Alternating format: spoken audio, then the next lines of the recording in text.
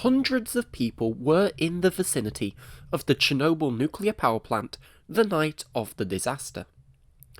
Each of them has their own story, but few of them have been shared, and our time is limited. Today we will explore just a few of these stories. Vladimir Stov was a construction engineer working at Unit 5, but the night of April 26th was not his shift. He was at the site of the disaster by mere coincidence. Fishing. The cooling pond of the nuclear power plant was much warmer than the surrounding Pripyat River. This attracted plenty of fish, and the population skyrocketed with huge animals. Fishing wasn't legal, of course, but the management had long since turned a blind eye to the practice. Starovoytov is out there that night, when he hears a loud bang behind him, and when he looks back towards Unit 4, he sees a bright flash followed by an explosion. Starovoytov didn't have an opinion on the matter until a few short minutes later, when it began to rain on the cooling pond. Not normal rain, but black, hot rain. This was enough to scare Starovoytov to row back towards the nuclear power plant and make his way to one of the buildings close to the edge of the pond. When he went in the toilets, he took one look in the mirror and was stunned. His entire face had been stained black by the rain, very little of his normal complexion showing through.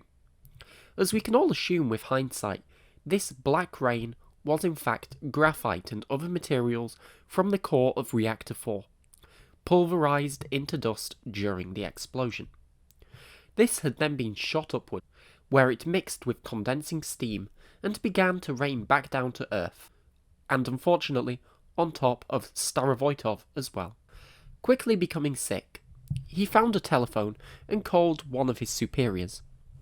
They were very frank about the situation, telling him that he was in the danger zone, and he needed to get out immediately.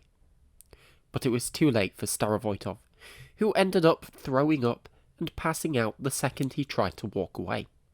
He was among the first to be evacuated to Moscow Hospital 6 after the explosion, where he battled for his life against radiation.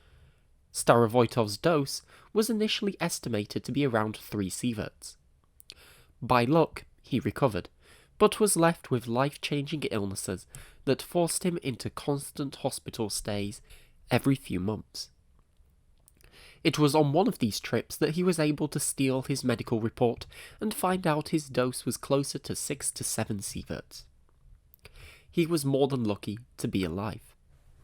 Starovoytov is just one case of someone outside the building. But what about inside?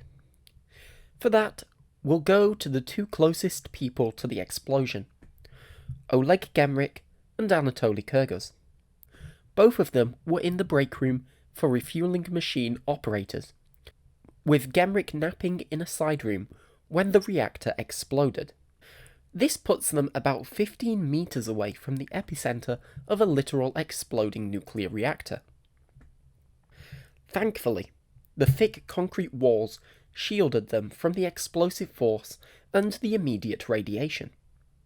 It did not protect them from the radiation that mixed with steam ejected from the reactor that flooded the ventilation system of the building.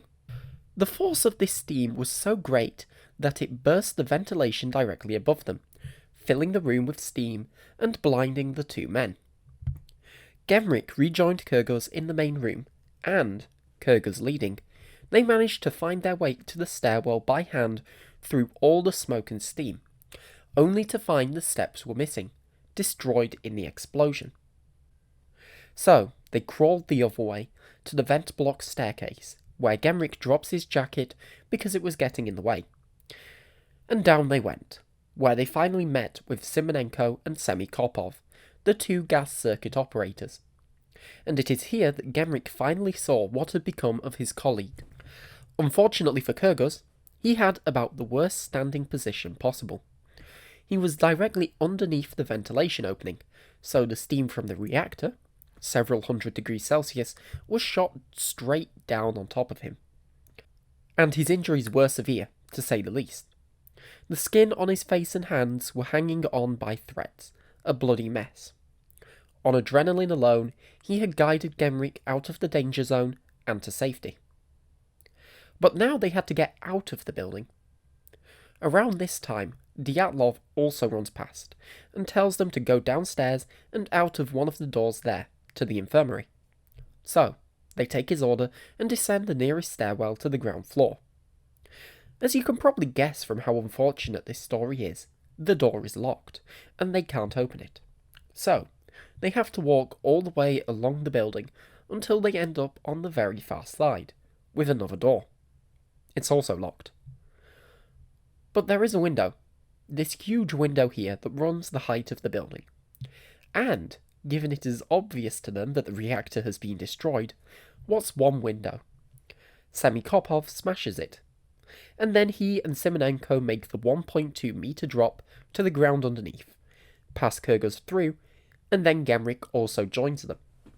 And now their story manages to get even wilder, because they now have to run all the way along the outside of the building, past the debris pile which is still glowing blue at this point, past Unit 3 which is still intact, and all the firefighters gathered at the front of the building. And then they reach the second administration building, this box between Units 2 and 3, which has an infirmary, which won't be open the entire night because the keys were in Pripyat. But there is an armed guard at this door, and he sees 4 random people walking up to the building. Ignoring that they're wearing plant uniforms, the building has literally exploded before his eyes, and one of them has been mutilated by burns, he still assumes they are intruders, and holds them at gunpoint. Gemrick starts swearing and points at Kurgos, telling him to get some water.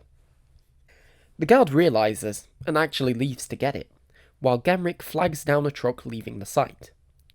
Then an ambulance arrives, meaning the truck is free to just drive on, while Kurgos and Degtyarenko, who has just arrived, board the ambulance. But Gemrick left his pass in his jacket inside the building.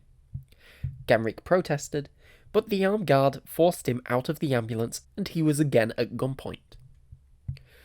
So, he went inside the administration building, got changed and washed and went back outside, where all employees were now evacuated and standing between the administration building and Unit 3, talking and watching the building burn. Shortly thereafter, Gemrick too began to feel sick, and he was eventually evacuated by ambulance. And finally, we will mention a small portion, but well known, of the story of Yevchenko, Perevoschenko, Proskyakov, and Kudryavtsev. The 4 of them were en route to the reactor hall, where Proskyakov and Kudryavtsev had been told to lower the control rods manually by disabling the electromagnetic clutches from on top of the reactor. Their first attempt had been unsuccessful, due to the same collapsed stairs that Gemrick and Kurgos encountered.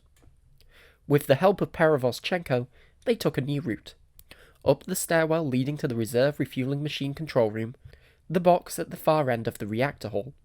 This leads to a very cramped room on plus 35.5, with the door to the reactor hall around a corner.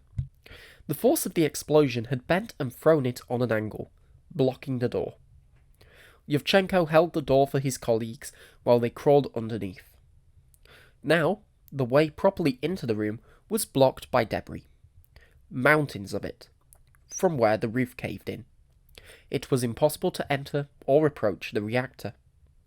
Today, due to the presence of debris dropped into the core by helicopter or from the roofs above, it looks considerably worse, but I hope you understand the picture of how difficult it was to enter, even then. As they saw, a strange blue-green glow filled the room, something that Perevoschenko could never fully explain, but made its harm known to them all. Proskyakov and Kudryavtsev had wrapped their hands around their waists when entering, and in hospital they were unable to straighten them from this position, as it aggravated the burns they subsequently developed. While they would not receive their lethal dose here, as they would go on to perform many more heroic actions that night, the radiation dose they received was certainly close to lethal anyway. Yevchenko, holding the door, was spared lethality, but faced radiation-related illnesses for the rest of his life. He died in 2008, aged just 47. The number of stories one can tell about one night in April are limitless, with hundreds of people there to witness the explosion and its aftermath, but I am limited by time. These are just a small sample of the most unusual, chaotic, or terrifying ones.